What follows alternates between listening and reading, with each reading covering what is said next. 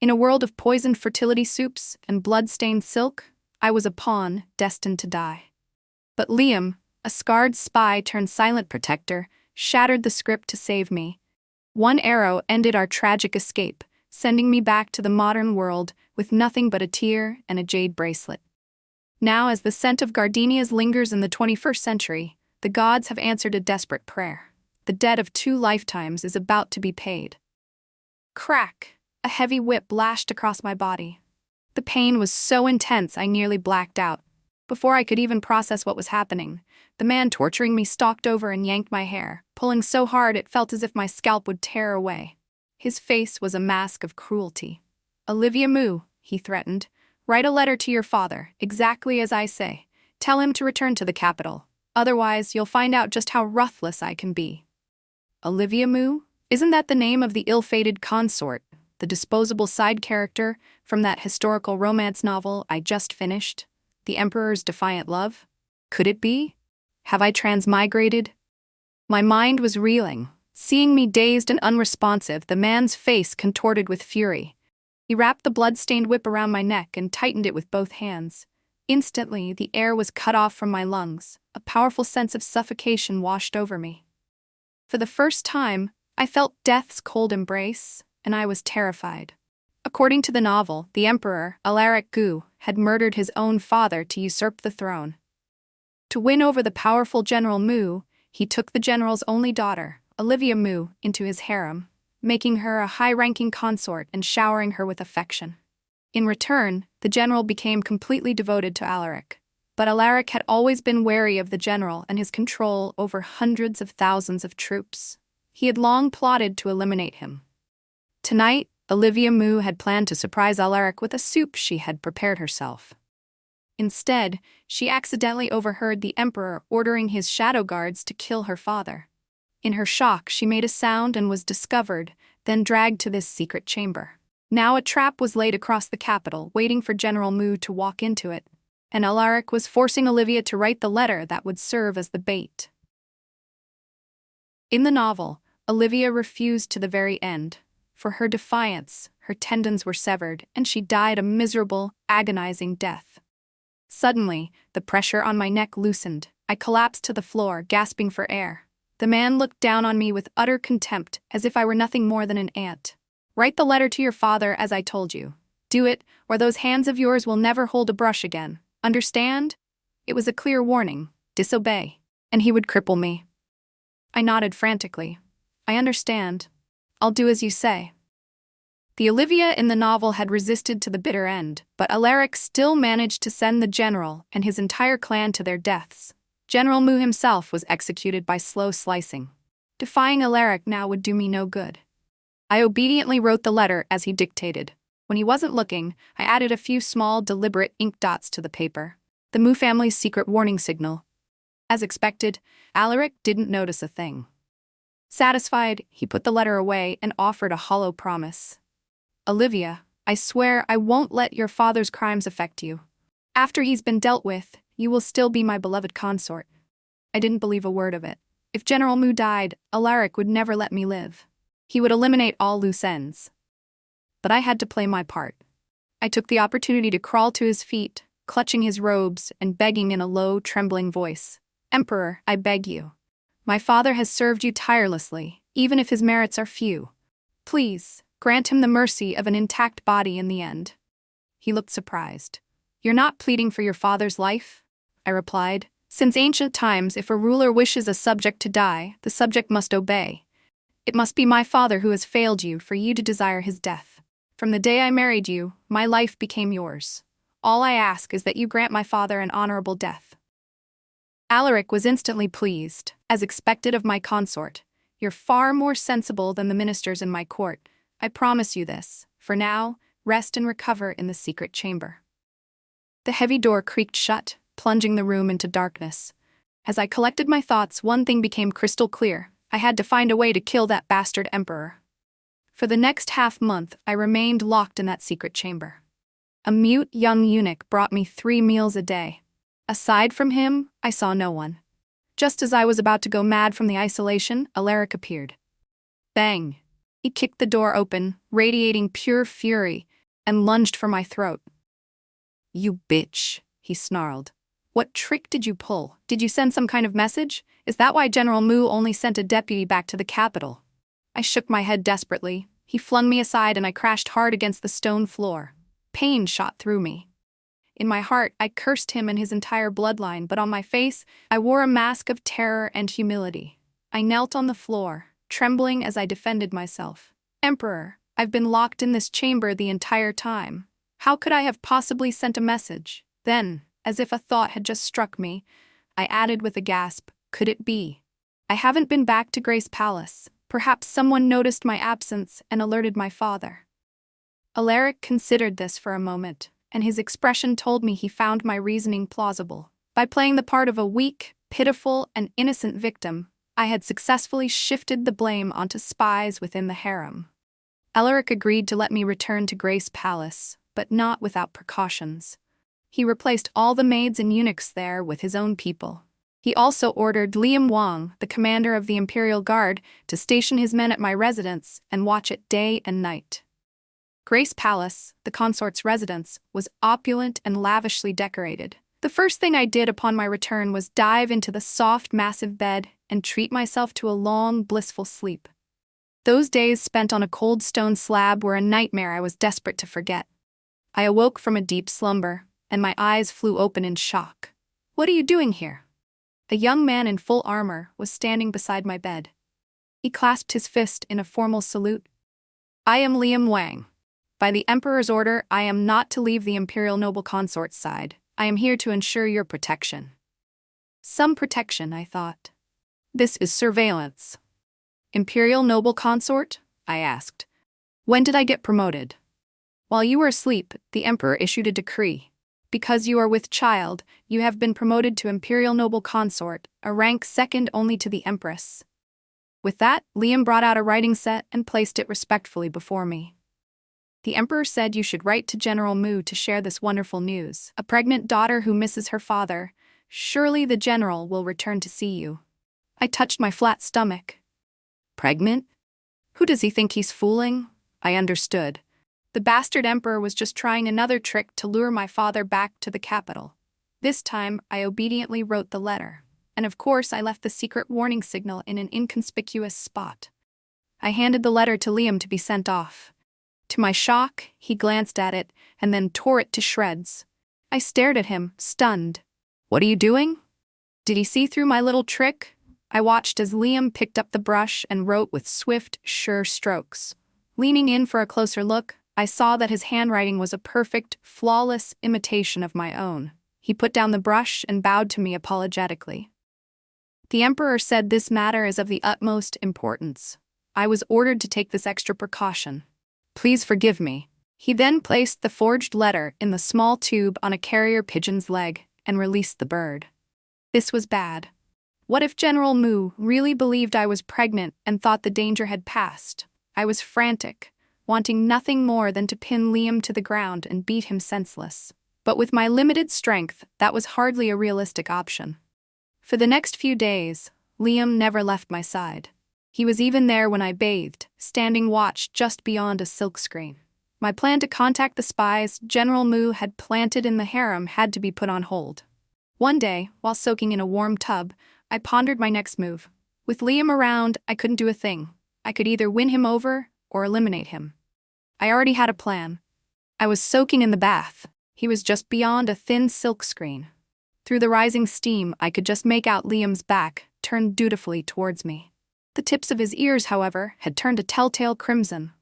Liam was a straight-laced and conservative young man, innocent and utterly inexperienced. The Emperor's defiant love centered on Cecilia Shen, the daughter of a minor official, and Alaric Gu, a prince who had been neglected since childhood. It was the story of how they met, fell in love, and supported each other on their path to power. In the book, everyone loved Cecilia. Countless men were infatuated with her, willing to do anything for her sake. From what I'd read, Liam believed Cecilia was his savior. It was why he silently protected her and why he was so fiercely loyal to Alaric. What if I could usurp that life-saving grace? In the novel, Liam never saw his savior's face. He only identified Cecilia based on a jade pendant and a faint scent. At that thought, I stood up from the tub with a splash, sending water flying everywhere. Liam instinctively turned to see what was happening, then quickly jerked his head back around. Watching the blush spread from his ears down the back of his neck, I couldn't help but chuckle. Teasing an innocent young man was its own special kind of fun. That night, I was in my nightgown, lying in bed. Liam stood beside it, his back to me, hand resting on his sword. I spoke softly. "General Liam, would you like to hear a story?" Before he could answer, I began. I told him a story about a mischievous young girl who ran away from home, found a wounded swordsman, and left quietly after tending to his injuries. It was an almost perfect replica of Liam's own rescue, only this time, I was the heroine of the tale. When I finished, Liam looked at me in utter shock. "It was you who saved me back then?" I sat up and nodded. "Yes, I know I shouldn't ask for a favor in return, but the Emperor wants to exterminate my entire clan. That's 1,000 lives, Liam. I'm begging you to help me." Liam looked as though the world was tilting under his feet. He managed to force out, "Give me some time," before he fled the room. I guessed he was going to find Cecilia to confirm the story. Less than an hour later, Liam returned. He stared at me intently. "How do you want me to help you?" I quickly pulled a thick golden hairpin from my hair and pressed it into his hand. "Please, take this to the carefree prince." "Just this?" he asked. I nodded repeatedly, tears welling in my eyes. "The carefree prince owes me a favor. He promised that if I ever brought him this hairpin, he would grant me one request. I know the Emperor is determined to kill my father. No one can change his mind. All I ask is for the prince to help protect my family, to at least ensure the Mu bloodline does not end." I sobbed pitifully, a heartbreakingly beautiful and moving performance. Liam hesitated for a moment before finally nodding in agreement. After he left, a small smile played on my lips as I gently wiped away my tears. I knew Liam was still loyal to Alaric, and Alaric's main goal was to eliminate my father. As long as I didn't interfere with that core objective, Liam would make concessions for the life he thought he owed me. But what Liam didn't know was that he wasn't delivering a simple hairpin. Hidden inside it was a small seal, one that could command a secret army of 10,000 men. This was an elite unit that General Mu had secretly trained under the former emperor's orders. But before the soldiers were ready, the former emperor was murdered by poison at Alaric's hand. The force remained under General Mu's control, and he later passed the seal into Olivia Mu's keeping when she entered the palace. The carefree prince's mother had been strangled by Alaric's own hands. On the surface, the prince appeared innocent and naive, but his heart was filled with venom. With this army, the carefree prince would be a tiger that had grown wings. The capital was about to be thrown into turmoil. The days crept by, one by one, but the rebellion I was waiting for from the carefree prince never materialized. 10 more days flew by. My anxiety was becoming unbearable. Unable to stand it any longer, I pulled Liam Wang aside and demanded to know if he had actually delivered the golden hairpin. Liam Wang clapped a hand to his chest, swearing he had personally delivered it to the carefree prince and telling me to be at ease. So I forced myself to be patient and waited. But over the next few days, Liam Wang started watching me like a hawk. He wouldn't even let me take a single step out of my room. When I demanded a reason, he would only say it was the emperor's decree. However, I could see the pity in his eyes. He felt deeply sorry for me. Something had to have happened. "Liam Wang, what is going on?" I cornered him, desperate for an answer. He was a large man, but fearing he might hurt me if he fought back, he simply shrank into the corner. "My lady, please, don't ask. Your life depends on you knowing nothing." Catching him off guard, I snatched the sword from his belt, unsheathed it, and held the blade to my own throat. "If you don't tell me the truth today, I will die right here, in front of you." He turned his head away, remaining silent. I pressed harder. The blade bit into the pale skin of my neck, and a trickle of blood ran down. He panicked instantly, forgetting everything, as he grabbed my hand with all his might. As a martial artist, his strength was immense. In a moment, the sword slipped from my grasp and clattered to the floor. "Olivia Mu, what in God's name are you doing? Don't you understand?" To plead for your life, General Mu returned to the capital, knowing full well he was walking into a death trap. My head buzzed, feeling like it might explode. Only then did I learn the truth.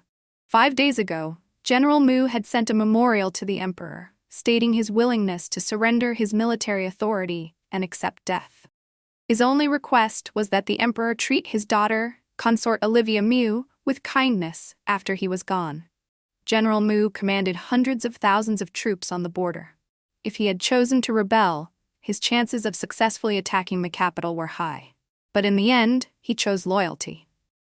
If a ruler commands his subject to die, the subject has no choice but to obey. His only request was for the emperor to be kind to his only daughter. The depth of that fatherly love was a weight I could barely bear. I grabbed Liam Wang's hand and begged him, "Liam, my father is a hero who defended our borders. He can't just die like this. I have to write to him. Will you deliver the letter for me? Please? I'm begging you." Liam Wang turned his face away. "It's too late, my lady. We just received a report of a great victory from the border. General Mu took the initiative to attack the Xiongnu. He killed countless enemies, but he himself was cut down by a flurry of blades. He's gone." My soul seemed to leave my body, and I collapsed to the floor. There is no greater sorrow than a dead heart. Liam Wang gripped my shoulders firmly with his large hands, forcing me to face him. He warned me gravely, "You must remember this. General Mu died a hero's death on the battlefield. It has absolutely nothing to do with the power struggles at court. And you must not show a single trace of resentment in front of the emperor. If you do, he will undoubtedly eliminate you to prevent future trouble. You will be signing your own death warrant. Don't let your father's sacrifice be in vain." That night, I sat on my bed, staring into the darkness until dawn. Liam Wang stood beside me, keeping me company the entire time. It wasn't until the sunlight streamed in and fell upon me that I realized my entire body had gone numb. Liam Wang gently advised, "You haven't rested all night. You should try to get some sleep." I shook my head. My father dies willingly, and the emperor avoids the infamy of slaughtering a meritorious official. I imagine he wants the whole world to celebrate right now, doesn't he? Liam Wang nodded. This afternoon, the emperor is holding a victory banquet in the imperial garden to celebrate the great victory on the border. A victory my father paid for with his life. I suppose I should go and offer my congratulations. Liam Wang looked at me, his eyes full of heartache.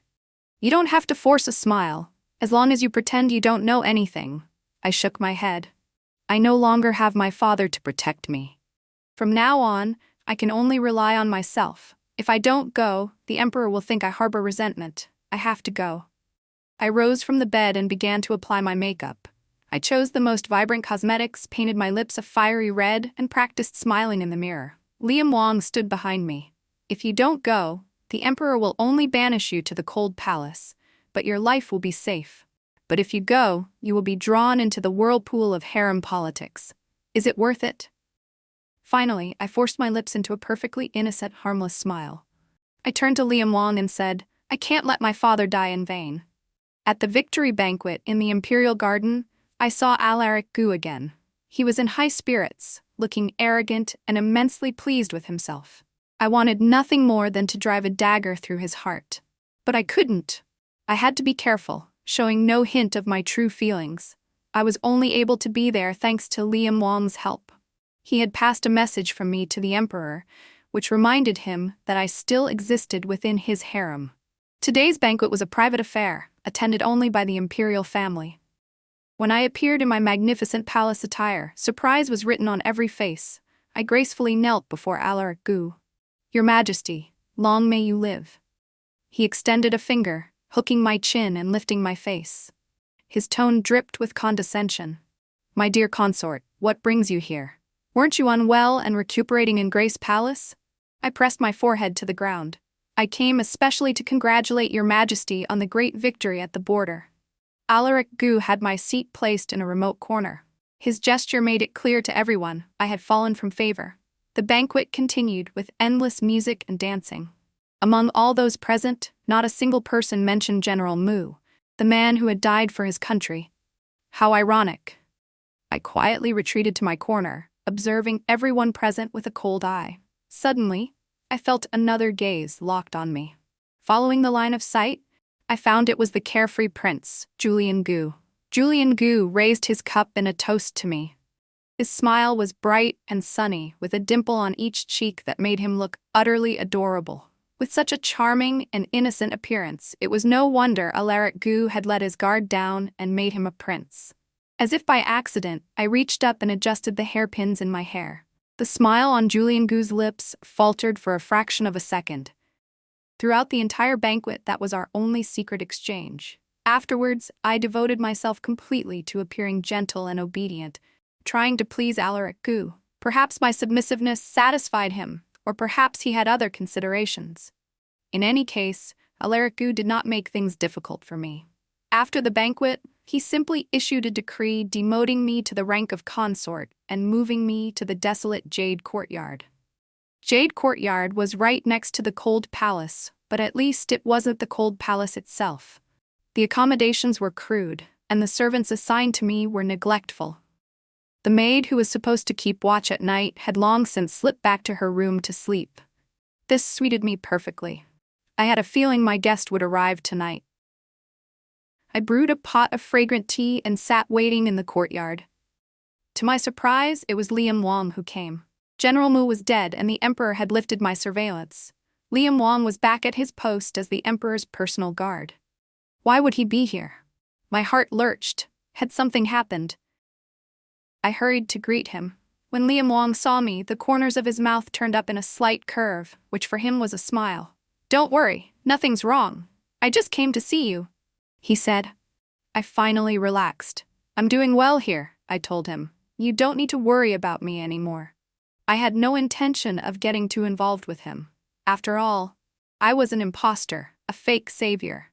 If he found out something was amiss, it would be a huge problem. Seeing my cold attitude, Liam Wang's smile vanished. He pulled a wooden box from his robes and pressed it into my hand. "Here's some money. Keep it for emergencies. I'm leaving." With that, he turned and left immediately. I opened the box. Inside were a few silver notes of small denominations and a dozen or so scattered silver pieces. Liam Wang was known for his integrity. This was likely most of his life savings. He was truly good to me, his fake savior. As I was lost in thought, a young man's voice suddenly came from the large pear tree behind me. "Consort Mu, quite the lively evening you're having. A secret rendezvous with the captain of the guard, is it?" I whipped my head around to see Julian Gu, the carefree prince, leaping down from the tree. He stood under the blossoming pear tree. The moonlight, the flowers, the handsome youth, it was like a scene from a beautiful painting. Suddenly, with a flick of his wrist, his folding fan snapped open. He smiled and asked, "If my brother the emperor found out about this, I wonder how many heads you have to lose?" Julian Gu, the carefree prince, hadn't come to Jade Courtyard to catch me in the act. He didn't care about my private meeting with Liam Wang. What he really wanted to know was when I had seen through his ambition, and why I had given him the military tally hidden in the golden hairpin. Of course, I wouldn't tell him the truth. I simply spun a tale about guidance from a master to placate him. Fortunately, he didn't press the matter further. During that meeting, I agreed to be his agent inside the palace, helping him gather information. Once the time was right, he would stage a coup. We swore a blood oath, becoming allies. After seeing Julian Gu off, I began to settle into my new life in Jade Courtyard. Having fallen from favor, I was at the mercy of the palace servants, who fawned over the powerful and trampled the weak. They always found small ways to make my life difficult. Thankfully, the money Liam Wang gave me helped me through this difficult period. But I couldn't rely on him forever. After all, he wasn't wealthy. Using a pseudonym, I wrote a series of historical romance novels. I had the palace maids take them to a print shop for publication and sale, and then I split the profits with the shop and the maids. Bit by bit, I began to squirrel away a small fortune. Just as I was writing my fourth novel, someone finally came knocking on the great gate of Jade Courtyard. I had assumed the first to cause trouble for me would be the fiercely jealous empress. To my surprise, it was Cecilia Shen. She strode in with several maids and matrons in tow, her presence formidable. They promptly shut the gate behind them, trapping me like an animal. I knew this was bad. Before I could react, she gave a look and several burly matrons seized me. Without a word, they forced a bowl of bitter, foul-smelling liquid down my throat. I struggled violently, but it was useless. Just then, the gate to Jade Courtyard was kicked open with tremendous force. It was Liam Wang. He rushed in, and with a few quick moves, kicked away the matrons holding me. I immediately dropped to the ground and desperately tried to make myself gag, attempting to vomit up the potion I had just been forced to drink. Liam Wang drew his sword, shielding me. Anyone who dares to harm Consort Mu will have to answer to my blade. Cecilia Shen stepped forward. Liam, why are you protecting her? Liam Wang looked directly at her. She once saved my life. At that moment, I had no time to care about their past entanglements. A sharp pain began to spread from my abdomen, and I writhed on the ground in agony. Liam Wang roared, "Summon the Imperial Physician." Cecilia Shen just left with a cold remark. "Don't worry, she won't die. It's just a draught that will make her barren." With that, she swept away with her entourage. My young maids, spurred by Liam Wang's roar, finally ran to the Imperial Medical Academy and brought back a physician. Just as Cecilia Shen had said, my life was not in danger, but I would never be able to bear children. After everyone had left, Liam Wang stood watch by my bed. "I'm sorry, I was too late." I shook my head. "I know who is to blame for this. It is not you." He hesitated for a moment, then spoke in Cecilia Shen's defense. "Cecilia wasn't like this before. I've known her for 5 or 6 years, and she's always been a gentle and kind girl. There must be a misunderstanding about this." I cut him off and told him to leave. I didn't want to hear any excuses about how wonderful Cecilia Shen was. It was true that I was only staying in the palace for revenge against Alaric Gu. I had never wanted to bear his children. But whether I had children was my choice. She had no right to poison me and take away my ability to conceive. The potion had a devastating effect on my body. I couldn't get out of bed for nearly 3 months. Finally, I recovered enough to walk around again. I sat on the stone bench under the pear tree and resumed writing my novels. Once my plan was complete, I would leave the palace. I wanted to save more money, buy a small estate, and live the carefree life of a wealthy landowner. How wonderful that would be. As I was engrossed in my writing, a shadow suddenly fell across my table. I looked up and saw, to my shock, Alaric Gu. This disgusting man. He was the one who had ordered Cecilia Shen to force that Baroness potion on me. Alaric Gu stared at me, his eyes like a hungry wolf eyeing a plump lamb. He was lusting after me. I used the excuse that my body hadn't fully recovered to refuse Alaric Gu's advances, which made him very unhappy. I knew I couldn't keep refusing him time and again. Otherwise, Alaric Gu would not let me off easy. My original plan was to leave the palace after Alaric Gu had gotten what he deserved, but now my plans had to be accelerated. I began preparing to leave the palace early. Just then, Julian Gu, the carefree prince, secretly entered the palace again to ask for my help. Julian Gu placed a porcelain bottle on the table and pushed it toward me. "This is a type of poison. It's colorless and odorless, impossible to detect." I was shocked. "You want me to poison the emperor? That's impossible. I have no opportunity to get close to him." Julian Gu gave a wicked smile. "My brother, the emperor, has a weakness for beauty. He's been visiting your Jade Courtyard constantly these past few days. As long as you agree to sleep with him, you'll definitely have a chance." Furious, I clutched the bottle. "And if I refuse?" Julian Gu's smile vanished. "Then I will assume you are not sincere about our cooperation, and someone will be sent to take your life." I silently cursed the entire Gu family, all 18 generations of them. Not a single one was decent. Julian Gu left the poison behind, instructing me, "The 3rd day of next month is your birthday. My brother will come to you then. Serve him well. When it's done, give the signal, and I will immediately lead my men to storm the palace." After he left, I held the poison bottle, lost in a daze. All this time, I had wanted to stay out of it, to escape with my life intact. But now, things were spiraling out of my control. In the blink of an eye, my birthday arrived. However, things did not go as the carefree prince had predicted. That night, the empress performed a dance that captivated the emperor's soul. I was alone in my bedroom in Jade Courtyard, feeling a mix of melancholy and relief. Just then, a soft knock sounded at the door. I was puzzled. Who could it be at this hour? I opened the door to see Liam Wang. He stood there, holding a bowl of steaming longevity noodles. I quickly ushered him in. Liam Wang was the only person in this palace who was truly and sincerely good to me. Yet this kindness was something I had obtained through deception. In my hometown, it's custom to eat longevity noodles on your birthday. This bowl has only one long noodle. If you eat it from beginning to end without breaking it, you'll live a long life, he said, pushing the bowl toward me. The steam from the hot noodle soup misted my face. For a moment, I was so moved I nearly cried. My hometown had the same custom before I traveled through time. The same custom in another time, another world. A wave of longing for my home and family washed over me. Tears sprang from my eyes. Liam Wang panicked and clumsily tried to wipe my tears away. His awkwardness made me laugh. I picked up the noodle with my chopsticks and put it in my mouth.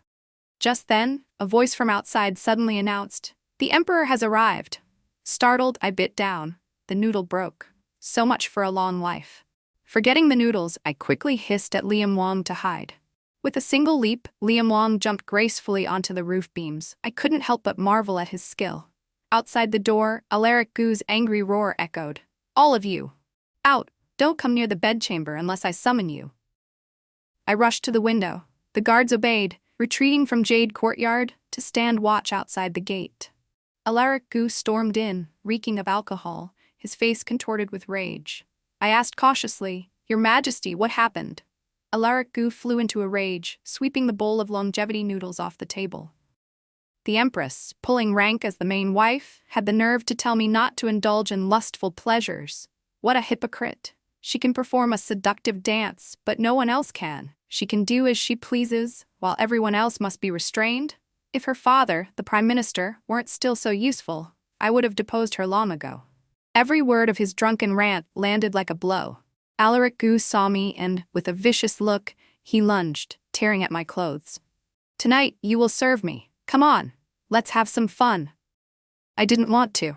I resisted with all my might, but my recently recovered body was no match for a strong, drunken man. I wailed as he threw me onto the bed. "Help! Save me!" I screamed. Alaric Gu collapsed heavily to the ground, unconscious. It was Liam Wang who saved me. I had narrowly escaped death. I quickly struggled out from under Alaric Gu's body. Blood gushed from the back of his head. Liam Wang stood frozen, his hands trembling. I ran over and threw my arms around him. "Liam Wang, what took you so long? You scared me to death." He held me tight, comforting me. "Don't be afraid. I will always protect you. I won't let anyone hurt you ever again." An hour later, using his incredible agility, Liam Wang carried me over the capital walls. We had escaped. Only once we were safely outside the city did I fire a signal flare, notifying the carefree prince to begin the coup. Liam Wang and I fled to a small mountain valley near the capital, where we bought a plot of farmland and a new home. We began to live as husband and wife. We worked from sunrise to sunset. There, he and I spent the most ordinary and happy days of our lives. I never fully appreciated how hard farming was until I did it myself. To make things easier, I taught Liam Wang about modern farming tools and advanced agriculture techniques from my era. Liam Wang wasn't selfish. He generously shared these techniques and tools with the neighboring farmers. Gradually, word began to spread of Liam Wang, the farming god. Even though the ideas were not my own, I couldn't help but feel the sting of discrimination as a woman. Using the names of their original authors, I began transcribing classic works of literature, history, and philosophy from my memory. When Liam Wang saw them, he simply assumed they were all pseudonyms I had created for myself. It was too complicated to explain, so I just let him believe it. This newfound fame, however, also brought us danger. Liam Wang and I lived a peaceful, carefree life for 3 years. So, when I opened our courtyard gate one morning to find Julian Gu standing on my doorstep, I was beyond shocked. "What are you doing here?" I blurted out. "So the farming god is you," he said. We spoke at almost the same time, then fell just as quickly into silence. And just like that, Liam Wang and I were captured and taken back to the capital. On the way, I learned that after Alaric Gu had died without a son, his younger brother Julian Gu ascended the throne as the new emperor. Julian Gu was a good emperor who, since taking the throne, had dedicated himself to the well-being of his people. He had come to our remote valley to invite the farming god to serve as an official. He never expected to find the two of us instead. 3 years ago, when Alaric Gu died, Liam Wang had fled and was thus branded a regicide. The capture of the former emperor's assassin caused a sensation in the capital. Liam Wang was imprisoned in the imperial dungeon, sentenced to death by 1,000 cuts, to be sliced 3,600 times until only a skeleton remained. Julian Gu hid me in a secret chamber within his own sleeping quarters. The secret chamber was brightly lit. Julian Gu, dressed in his dragon robes, was leafing through my books, the great works I had transcribed from memory, which had been seized from our mountain home and brought to the palace. "I always knew you were bold," he said, "but I never imagined you were such a great scholar." He bowed deeply to me. "I ask you, Master, to help me usher in an era of peace and prosperity for our people." He called me Master and was exceedingly polite. But I only cared about one thing. "What about Liam Wang? What have you done to him?" "He murdered the former emperor. Of course he must be brought to justice." I was furious. "Don't forget, you were the one who wanted to poison Alaric Gu. If Liam Wang hadn't acted, I would have. I'm an accomplice, so you might as well send me to my death too. Liam Wang and I don't ask to live together, but we will die together." Julian Gu pondered for a long time before finally speaking. "Olivia Mu, if you agree to assist me, I can be lenient and spare his life." I laughed coldly. "You're trying to trick me again. I'm a woman. Would you dare let me enter the imperial court?" This dynasty was extremely strict with women, forbidding them from even showing their faces in public. Even as emperor, Julian Gu couldn't possibly make the stubborn conservatives compromise. Julian Gu smiled. "That's easily solved. If you cannot enter the court, you can enter my harem. I will make you a noble consort, and you will stay by my side day and night." I almost coughed up a mouthful of blood. The men of the Gu family were all cut from the same cloth. I wanted to refuse. But I couldn't let Liam Wang die. Liam Wang was my last family in this world and the only person I truly cared for. Julian Gu promised to swap Liam Wang with a substitute before the execution. He forged a new identity for me. I entered the palace as the daughter of a minor official and was given the title of noble consort. Being made a noble consort immediately upon entering the palace caused an uproar in the harem. Countless people wanted to see what this new femme fatale who could topple a nation looked like. I paid them no mind. I was too busy packing a travel bag for Liam Wang. All I cared about was seeing him to safety. But secrets have a way of getting out. In my 3rd month in the palace, word leaked that I looked identical to the late noble consort Olivia Mu. 3 years ago, perhaps out of some lingering loyalty to his accomplice, Julian Gu had announced to the public that I was dead. Now, the appearance of someone who looked identical to a dead woman sent the harem into chaos. Most of the former emperor's concubines had been forced to commit suicide to accompany him in death. The only ones left alive were the Empress and Cecilia Shen, who as a head lady-in-waiting had slept with the emperor but was never officially named a concubine. The former emperor's empress was given the title of Empress Dowager Victoria and was living out her days in a remote palace. Cecilia Shen had requested to go to the imperial mausoleum to stand vigil for the former emperor. Empress Dowager Victoria burst in while I was tucking silver banknotes into the clothes I had prepared for Liam Wang. She rushed in and stared at me, speechless for a long moment.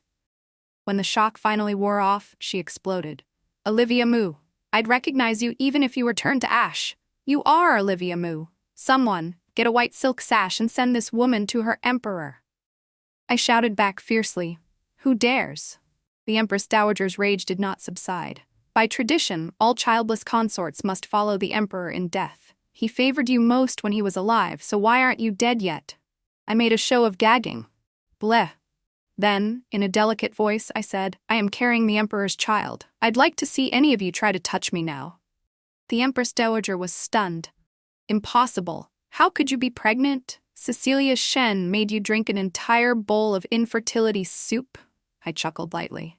"Empress Dowager, you've mistaken me for someone else. I am the emperor's newly appointed noble consort, Felicity Guo, not Olivia Mu." I had angered the Empress Dowager so much that she fled in disarray. What I didn't expect, however, was that as I stood there patting my belly, faking my pregnancy, Liam Wang was watching me from the shadows. I also didn't know that later that night, while I was fast asleep, he would sneak to my bedside, clasp my hand, and bid me farewell. Olivia, I know you've always wanted a child. Now that you have one and you have his promise of protection, you can finally live in peace. Someone like me, I can't give you a stable life. Please, take care of yourself. He left without another word, taking only the travel bag I had packed for him. When I woke up, all I saw was the empty space where the bag had been. Julian Gu told me that Liam Wong had already left the capital.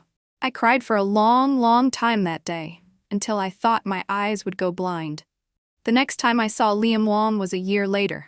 I was accompanying Julian Gu on a hunt at the royal hunting grounds when a group of assassins attacked. Julian Gu and I were separated in the chaos. I was fleeing desperately through the woods, an assassin's blade just about to strike me down. Then, dressed all in black, Liam Wong appeared before me like a hero from a story. He fought off the assassins, shielding me behind him. In that moment, I had never felt safer. It was as if there were an equation etched in my heart. Liam Wong equals safety. Liam Wong single-handedly killed a dozen assassins to save me. Our eyes met. He took my hand and said, "I'm sorry I'm late." I shook my head. "You're not late. Liam Wong, will you take me back to our valley? I want to go home." He nodded. Suddenly, an arrow flew toward Liam Wong from behind. "Liam Wong, look out!" I screamed, shoving him aside. The arrowhead struck me square in the chest. Blood gushed out. I felt colder and colder. Julian Gu dropped the bow in his hand and rushed to my side. "Felicity, are you all right? I thought he was one of the assassins. That's why I shot. Why were you so foolish, Felicity?" I grew completely cold. When I opened my eyes again, I was back in the modern world. On my computer screen was the webpage for the very novel I had just left. Was it all a dream? I looked down as a tear rolled down my cheek. It landed on the jade bracelet on my wrist. This bracelet, it was the token Liam Wong gave me when we were married. I am Liam Wong, the only son of General Arthur Wong, the pacifier of the frontiers. From a young age, my father taught me that martial arts are for helping the weak and fighting injustice, and that soldiers exist to protect their homeland. I have always lived by this creed. When I was 12, my father placed me in the intelligence division. I became a spy, embedded with the Xiongnu. There, I eventually became a slave to the third Xiongnu prince. My skill in carving set me apart from the other slaves, earning me the prince's favor. But no matter how much he favored me, I was still just a slave. Going hungry was common, and beatings were a daily occurrence. Once, after losing a bet, the third prince took his anger out on me. He beat me with fists and feet, and with a club. One vicious blow struck me in the groin. From that day on, I was no different from a eunuch. I endured immense pain and torment, all while gathering intelligence on the Xiongnu. My father often praised me in his secret letters, and his words always filled me with pride. In my 14th year, the third Xiongnu prince came to the capital as an envoy. After 3 years away, I finally returned to my homeland. I was ordered to discover the true purpose of the Xiongnu's visit. However, a moment of carelessness led to my identity being exposed. The Xiongnu prince took me to a barren mountain on the outskirts of the capital, planning to torture me to death. Mustering my last bit of strength, I threw myself off a cliff, hoping for a quick end. But fate spared me. I fell, but incredibly, I did not die. A large pine tree broke my fall, and I only suffered a few broken bones. I developed a high fever and lay on the brink of death. A young woman, smelling of gardenias, saved me. In that moment, I swore to myself that I would find that girl, no matter what. I would find her and spend the rest of my life protecting her, to repay her kindness. At first, I thought the girl who saved me was Cecilia Shen. She was a kind girl who knew medicine. She smelled of gardenias, and the jade pendant at her waist seemed identical to the one I vaguely remembered from my feverish days. I asked her, "Do you remember saving someone on a barren mountain outside the capital?" She replied, "I did treat patients on the outskirts of the capital, but I've saved many people. I can't recall anyone specific." But I stubbornly believed it was her. For that reason, I stayed by her side, becoming her sworn brother, secretly watching over and protecting her. I watched as Cecilia Shen went from a warm, bright girl to someone slowly consumed by the pursuit of power. It pained my heart, but there was nothing I could do. She fell in love with an emperor obsessed with power, and together, they plotted to bring down General Mu, who guarded the border. The first time I saw Olivia Mu was in the secret chamber of the emperor's quarters. She had been whipped until her skin was torn, yet she was still breathtakingly beautiful. The emperor ordered me not to leave her side for a moment. I was slightly surprised. It wasn't until I saw a eunuch beside the emperor give me a strange smile that I realized he already knew I was no different from a eunuch. Besides myself, only Cecilia Shen knew of this. She had promised to keep my secret. Clearly, she hadn't. It didn't matter anymore. She was no longer the warm, bright girl from my memories. I was ordered to stay by Olivia Mu's side, and I began to see her quirky and clever nature. She was completely different from the rumors of a spoiled, arrogant, and domineering noble consort. She never ordered the servants around. She loved her family and was constantly trying to find a way to save them. Sometimes, she liked to play pranks, like deliberately splashing water loudly during her bath just to see me get flustered. She was so vibrant, so alive, unlike anyone else in the palace. Then one day, she told me a story, and I realized she was the girl who had saved me. In that instant, it felt as if I had found the reason I had been so unconsciously drawn to her, why I had wanted to be close to her all along. She asked me to help her with something. I knew it was risky, but I did it without hesitation. I couldn't bear to see her disappointed. But her efforts were in vain. Her father, General Mu, still died a tragic death on the battlefield. When I heard the terrible news from the emperor, I couldn't imagine the anguish she would feel.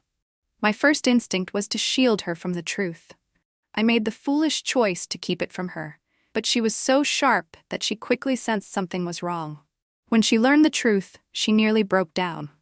I stayed by her side, wanting to comfort her, but not knowing what to say. For the first time, I hated how clumsy I was with words. Olivia Mu was a strong woman. Despite her father's death, enemies on all sides, and being forced to drink an infertility potion, she endured it all. I thought I would spend my entire life protecting her from the shadows. Until the drunken emperor burst into her room and tried to force himself on her. The woman I cherished above all else was being treated so brutally. I was enraged. In a fit of fury, I drew my blade. The emperor was dead. I had committed the crime of regicide. I thought my life was over. But she took me away from the capital, and we started a new life. Olivia and I lived in a remote mountain village for 3 years. During those 3 years, she often came up with wild and wonderful ideas that always delighted and surprised me. As we grew closer, I discovered many of her little secrets. For one, she wasn't the person who had saved my life. Yes, I'd figured it out not long after we settled there. It was the very same place where I had been beaten and thrown from a cliff, but my sweet, foolish Olivia hadn't noticed at all. By then, I no longer cared about any of that. I knew in my heart that she was the woman I wanted to protect for the rest of my life. Just when I thought our peaceful, warm life would continue forever, disaster struck. The new emperor, Julian Gu, found us. I was thrown into the imperial dungeon to await my execution, and Olivia was taken back to the palace. Back to that place that devoured people whole. 3 months later, Julian Gu came to the imperial dungeon. He told me he would let me go, but only if I promised to never enter Olivia's life again. He said I couldn't give her the life she wanted. He pointed at me and mocked me for being a eunuch. I fell silent. I decided to leave the choice to Olivia. If she wanted me to go, I would leave and never return. But when I disguised myself and slipped into the palace, I saw her.